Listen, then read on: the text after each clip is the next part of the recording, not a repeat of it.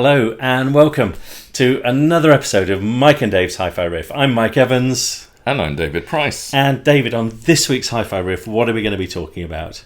Well, it's a streamer, Mike. It's a very interesting streamer that you I think, have special sentimental attachment to. I do. Would that be fair to say? It's absolutely very, very true. Yes, 100%. It's a very nice Cambridge streamer, isn't it? Yes, it is. The CXN100. That's it. Is that right? That is. You normally do the model numbers, Yep. You see. Oh, right. That's okay. why I'm not very good at them. Correct. And you're really good at them. It's you're the amazing at them. CXN100. CXN100. Yep. I have it here. You do. Yep. Here we go. Very nice. There it is. There we go. Mike. Yes. It's the wrong one. Shit. How can you tell? Well, because I'm judging it by your past behaviour.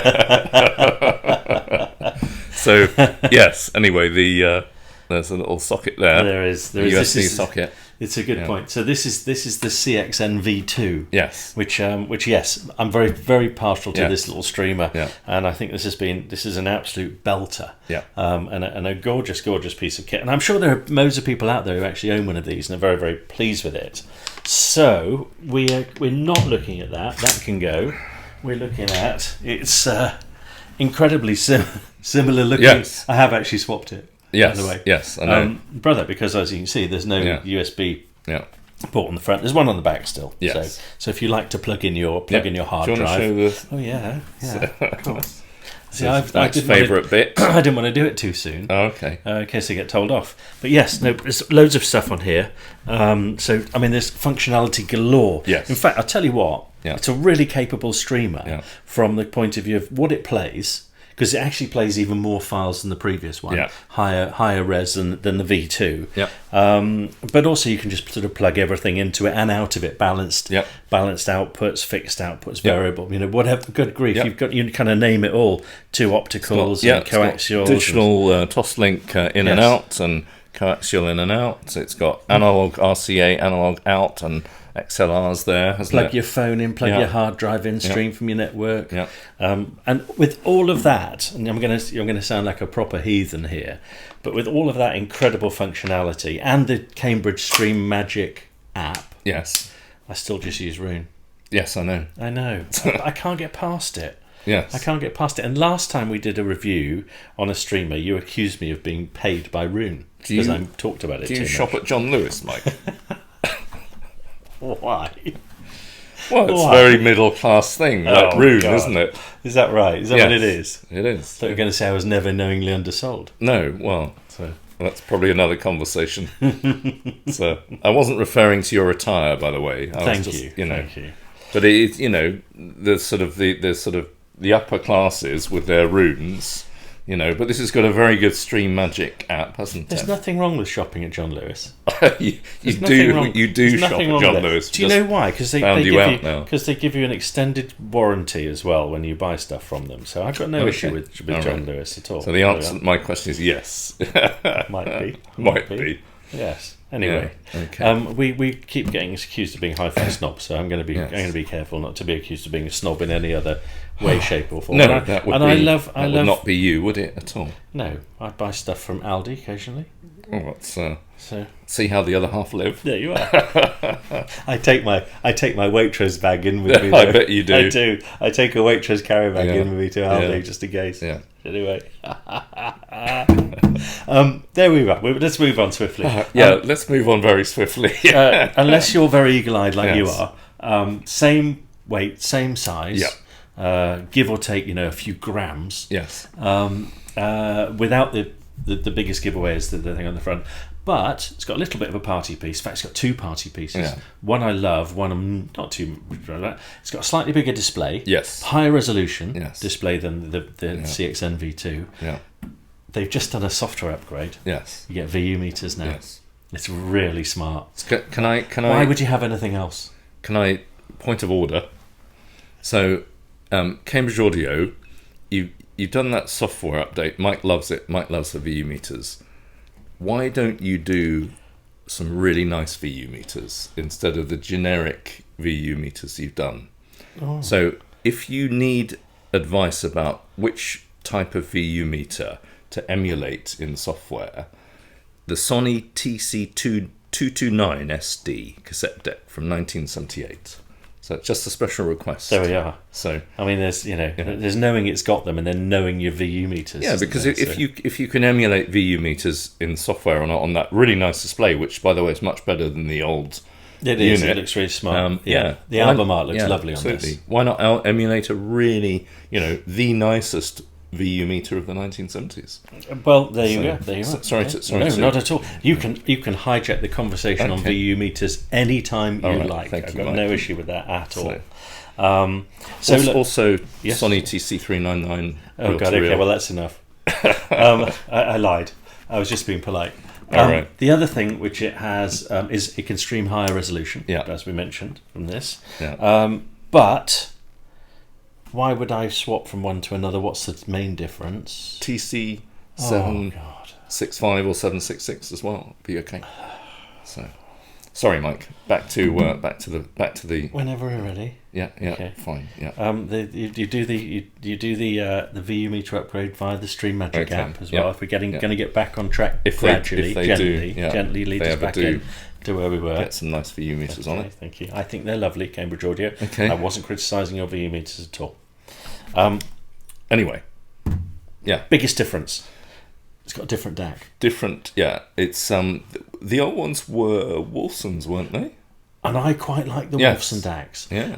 Okay, I've got a pop quiz question for you, which I don't know the answer to, so I'm not trying to catch you out. Okay. But we did a Hi-Fi Riff on something which had a implementation of Wolfson DACs, which we really loved, and I actually think it may have been the Cambridge V2. Thinking about it. It probably was, actually. Yeah. Because I think on our riff you were explaining how actually they're really old DACs. They've been around forever. Yeah. But we really loved the way that they'd been made to work. Yeah, I think they were sort of flavour of the month about 10 or 15 years ago. And then it was like you had to have it in the press release. Wolfson DACs, and I think a lot of Arcam stuff had Wolfson DACs back in the day. Okay. And I remember the Arcam DACs as well, the sort of very early. Is it? Anyway, let's not go on to that conversation. No, it's fine. But they've ditched them. Yeah, they've gone. Yeah, so they are no more. ESS Sabres, I think it's 99028 in there now, and they're what I think they call them their reference series or something, don't they? Yeah. So and they've got basically enhanced file handling in the sense that you can get much higher resolution. Yes. I can't remember what it is. It goes up to 2768 or something. It's even higher than that. Okay. It's three something or other. And not that I have any files that are that high res. Well, I think that's a great point because most of us who use high res, it's mostly 2496, isn't it? No, it's not. I don't agree. 192 sometimes. I'm when I go into Roon and you have the versions, I just tend to use the 16-bit ones, the CD quality ones. I know that sounds probably quite contentious, but can I just basically explain why? Because you kind of almost know what you're going to get. Yeah. Whereas I'm actually not too sure that some of these other ones haven't just been sort of upsampled for the same of upsampling, for the sake of upsampling. And actually, don't take my word for it. Do the dem, listen to the 16-bit, and then listen to the 24, and tell me which you think sounds better. But for me, 7 out of 10 times, it's the CD quality. Input. It's all in the mastering, isn't it? And it is. It is. So I'm actually not too bothered about that on here. Yeah. But they talk about other technical things, which you'll understand far better than I do. About because the DAC's so cool, you don't need filters in the way, and you don't need to mess around with the digital processing and all of this stuff. You can just let it be. So there's less things in the signal path, is what they say. But it actually makes a big difference to the sound. It really does make a big difference to the sound. I think I can't speak for all their sort of press release jargon. I haven't really spoke to anyone who's designed it. But I think you're right. I think it does sound quite different. And it's sort of better, but kind of different, but not totally better in some ways. Does that make any sense? Yes, it does. Yeah, it's like better but not better. It does. It does. So it's different. I mean, probably to be fair, in absolute terms, it's I'd say it's better, without a doubt. There's a certain romance, maybe a certain euphony that's There's something lovely about this small player, this CXN V2. Yeah. It's got a little bit of the it's bigger than the sum of its parts sort of feel about it. And it just does something really lovely. And I remember when we reviewed this first of all, and it was just a really nice streamer to listen to. And you've heard this loads of times, because I quite often have this plugged into the system, and we'll review other stuff with it. And it's surprising, isn't it? It is. It sort of covers its tracks really well. It's really a charming sounding thing. It is. It's quite beguiling. Absolutely. When you hear that, you can see what that's missing, can't you? You can see what the old one's missing. So in kind of hi-fi terms, it opens everything up. Yeah. There's no two ways about it. You've got a bigger soundstage. Yep. It's more accurate. It is what it is. It's more detailed, without a doubt. It does other things nicely. It's dynamic. Great snap of the bass, all of these things.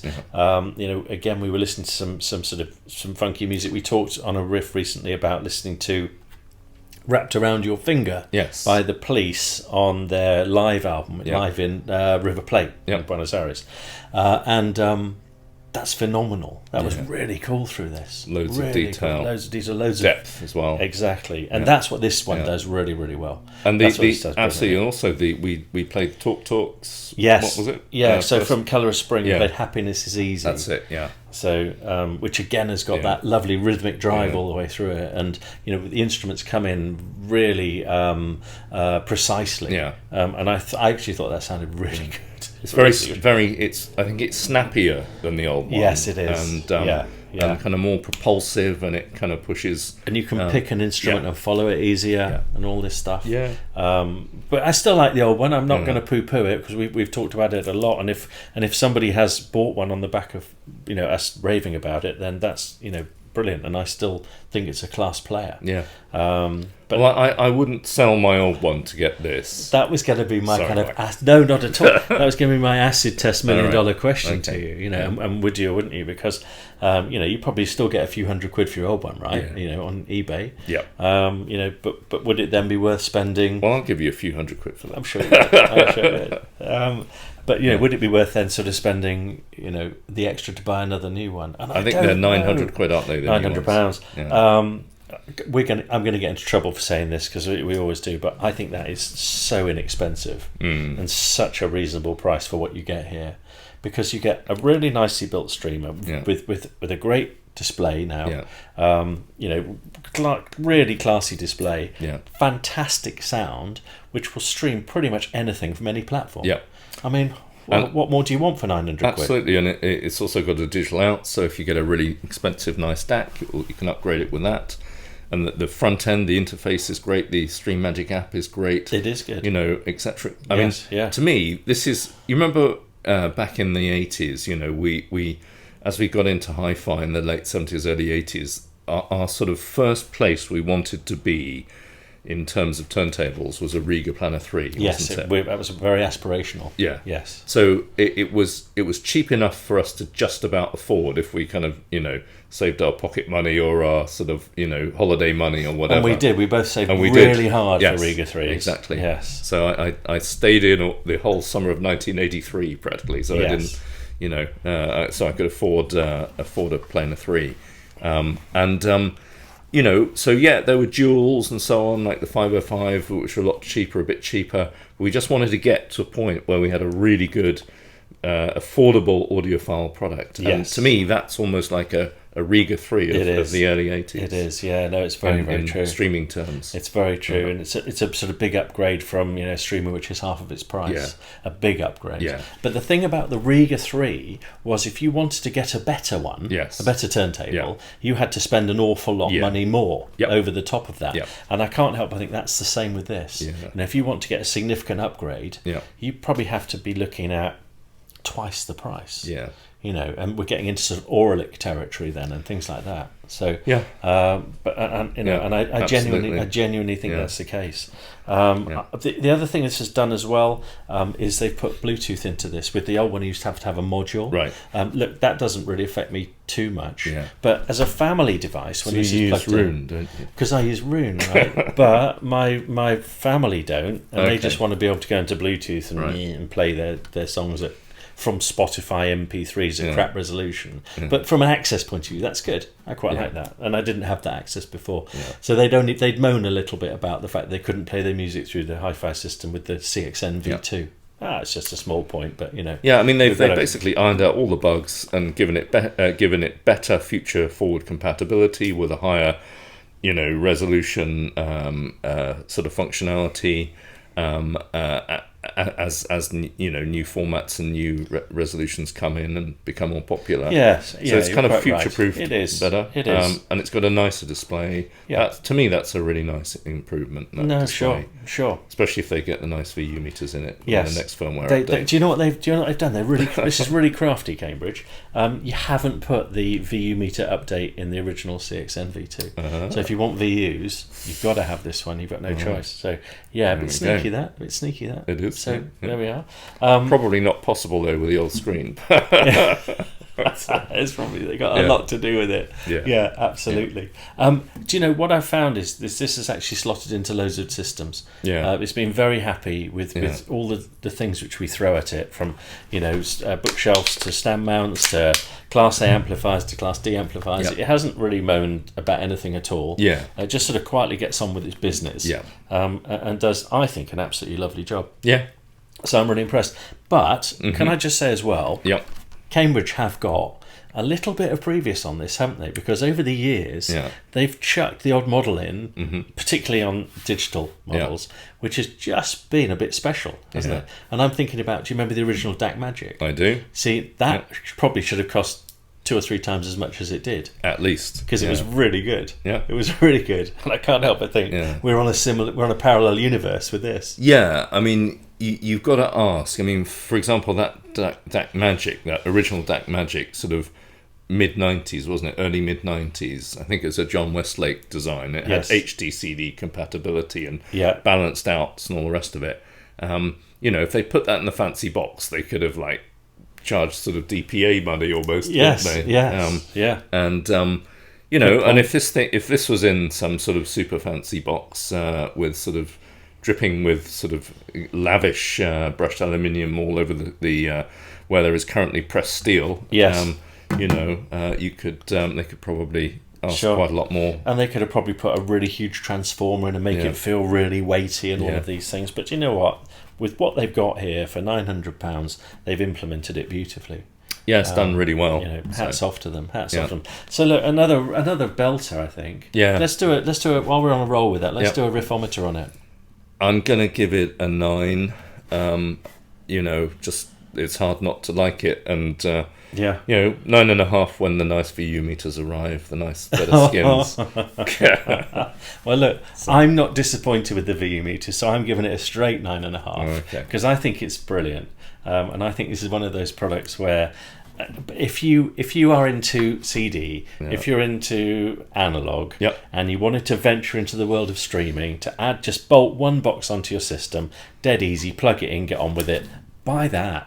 Because that's great. That is such a cool bit of kit for 900 quid. Does so much so well. And you won't regret it at all. Excellent. Look, and on that note, what a positive riff. Yes. Wow. Yes. That's cool, isn't it? What a positive riff, and for a lovely product. So well done, Cambridge. Again, fantastic.